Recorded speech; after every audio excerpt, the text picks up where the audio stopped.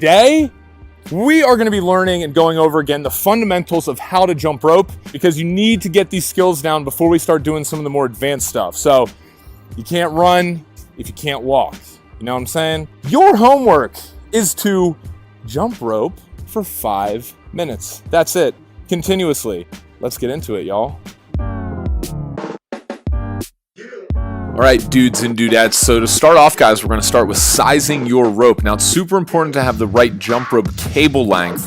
And as you can see here, you can measure that by stepping in the middle of the rope and pulling the handles up to your nipple or chest area. And as you can see, the rope handle should be right underneath my armpit. So as you can see here again, now the recommended size for your rope, guys, if you are 5'10" or taller, your rope cable, excluding the handles, should be 3 feet taller than your height.